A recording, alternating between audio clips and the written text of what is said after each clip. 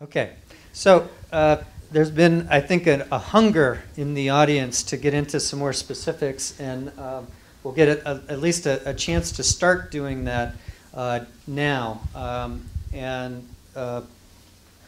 What we're focusing on today, and recognizing the time that we have today, we're not trying to cover all elements of the strategy, but we are covering a number of what we think are the key aspects of what we're calling the innovation ecosystem. And this is, again, the draft strategic framework. So these are some of the ideas where we're then hoping to go into even more detail to actions and responsibilities. But starting with talent and workforce, with the overarching strategy being to leverage and connect. This may sound familiar because it's borrowed basically from the language that we had earlier for a world-class business-focused talent delivery system. What are the actions and initiatives that we're considering? Pre-K to 12 educational improvements with emphasis on motivation and partnering with the research consortium, 5 colleges, the regional 2-year and 4-year schools, and the regional STEM collaborative.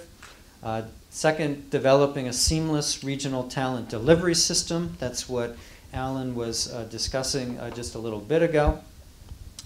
And seamless is measurable, so it's not abstract. When you say seamless in terms of articulation, that type thing, it is measurable.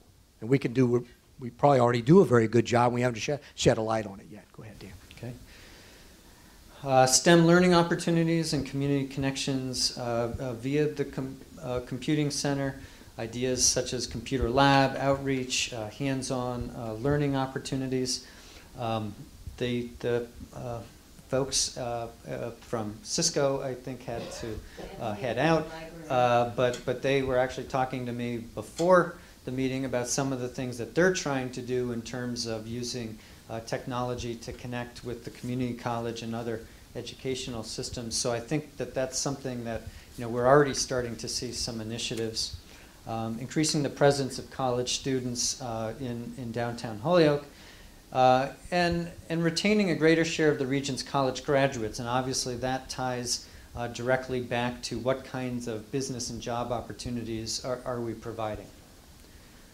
I recognize that these are still perhaps a little bit high level, but in terms of areas to go deeper, are these the right areas?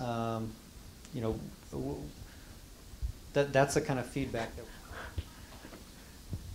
that sites and infrastructure. This has come up over and over again, especially as it relates to the Innovation District, with the overarching strategy to provide an appealing, business-friendly portfolio of sites and development opportunities in the Innovation District.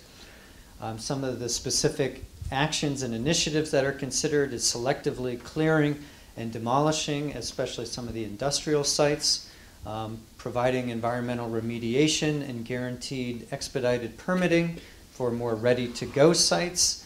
In parentheses, I put the Devons model, which some people may be aware of in Massachusetts and Air. The first 2 items are very similar to some of the strategies that they did to help attract some businesses. Designating areas of the Innovation District for arts innovation, so the live work that's been discussed, R&D, office, retail, as well as other areas for industrial manufacturing, targeting some of the manufacturing distribution uses at the rail-served sites, trying to avoid the conflicts with the more residential uses. And then expanding and promoting the fiber optic IT infrastructure. That is one of the key assets here, with an idea for areas for free high-speed wireless within the Innovation District. And then noting between the Computing Center and the Springfield and Greenfield projects, really showcase facilities in the region. Okay, transportation, marketing and implementing local and regional transportation connections to support economic growth and TOD, transit-oriented development opportunities. Let's see if we can be a little bit more specific and not generic here. The Holyoke train station, so As Kathy mentioned, there's a feasibility study that is nearing completion. So we need to locate, design, and fund and build that train station. Have it be ready for when the train starts coming north-south along this route. Fund and implement regional passenger rail service enhancements, in particular train frequency north of Springfield. As hopefully folks in this room know, the train service that will be relocated to this line, it is a one train a day in each direction Vermonter train. There are different proposals and work out there that suggest, having greater train frequency. To make that happen, it's got to be there's got to be some emphasis or some drive and push and strategy from the region. Can't just expect that the state will make it happen.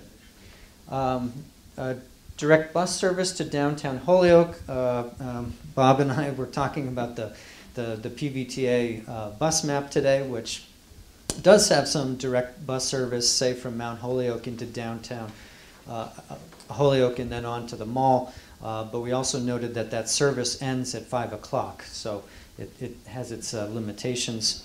And then designating and improving the truck routes from some of the industrial sites in the Innovation District to their connections to I-91 and 391, making those routes as clear and avoiding residential or pedestrian conflicts.